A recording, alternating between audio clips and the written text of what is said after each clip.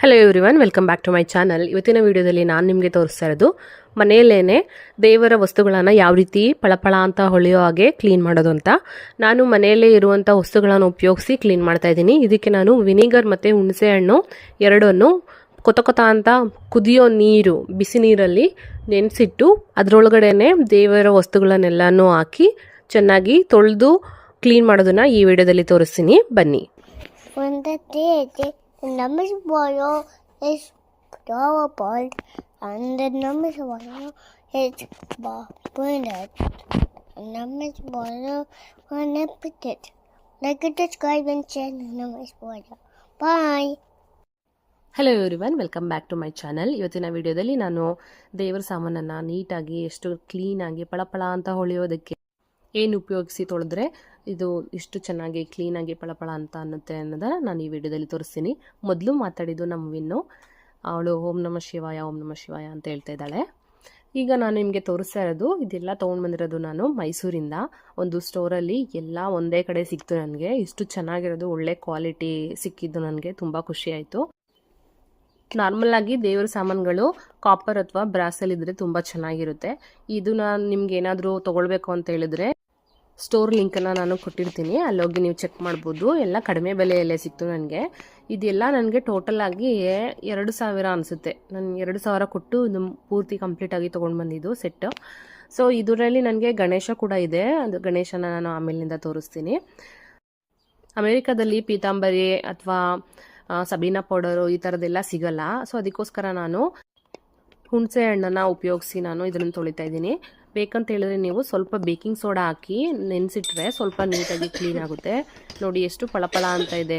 ಬಿಸಿ ಬಿಸಿ ನೀರು ಕುದೀತಾ ಇರಬೇಕು ಅಂತ ನೀರನ್ನು ಹಾಕಿದ್ರೆ ಆಯಿಲ್ ಅಂಶ ಏನಿದೆ ಅದನ್ನೆಲ್ಲ ಬಿಟ್ಕೊಳ್ಳುತ್ತೆ. ಅದೆಲ್ಲ ಅಂಟ್ಕೊಂಡಿರೋದೆಲ್ಲ ಬಿಟ್ಟು ಹೋಗುತ್ತೆ. ಫಾಸ್ಟಾಗಿ ತೊಳೆದ್ರೆ ಈ ನೀಟಾಗಿ ಕ್ಲೀನ್ ಆಗುತ್ತೆ. ನೋಡಿ, ನಾನು ಜಾಸ್ತಿ ಎಫರ್ಟ್ ಹಾಕ್ತೆ ನೀಟಾಗಿ ಕ್ಲೀನ್ ಮಾಡ್ತಾ ಇದ್ದೀನಿ. ನಿಮ್ಗೇನು ಅನ್ನಿಸ್ತು? ನೀಟಾಗಿ ಕ್ಲೀನ್ ಆಗ್ತಾ ಇದೆಯಾ? ಬಿಸಿನೀರು ಮತ್ತು ಹುಣಸೆ ಹಣ್ಣಲ್ಲೇ ತೊಳೆದ್ರೆ ನೀಟಾಗಿ ಕ್ಲೀನ್ ಆಗುತ್ತಾ ಇಲ್ವಾ ಅನ್ನೋದನ್ನು ಕಮೆಂಟ್ ಮೂಲಕ ತಿಳಿಸಿ. ಬೇರೆ ಏನಾದರೂ ಮೆಥಡ್ ಇದ್ದರೆ, ಮನೆಯಲ್ಲಿ ಇರುವಂಥ ವಸ್ತುಗಳನ್ನು ಉಪಯೋಗಿಸ್ಕೊಂಡು ಕ್ಲೀನ್ ಮಾಡೋಂಥ ಮೆಥಡ್ ಏನಾದರೂ ಇದ್ದರೆ ಕಮೆಂಟಲ್ಲಿ ಮೆನ್ಷನ್ ಮಾಡಿ. ಅದನ್ನು ನಾನು ಇಲ್ಲಿ ಟ್ರೈ ಮಾಡ್ತೀನಿ. ಅಮೇರಿಕಾದಲ್ಲಿ ಈ ಥರದ್ದು ಎಲ್ಲ ಸಿಗಲ್ಲ. ಸೊ ಅದಕ್ಕೋಸ್ಕರ ನಾನು ಹುಣಸೆ ಹಣ್ಣನ್ನು ಮಾತ್ರ ಉಪಯೋಗಿಸ್ತಾ ಇದ್ದೀನಿ.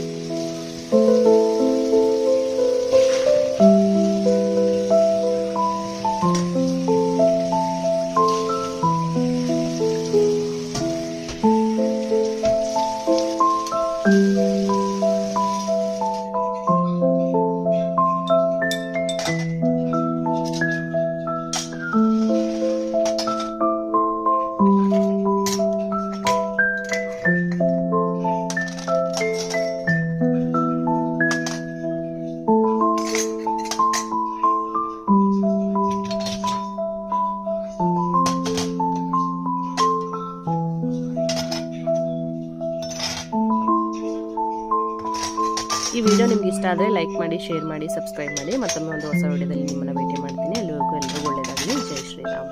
ಬಾಯ್.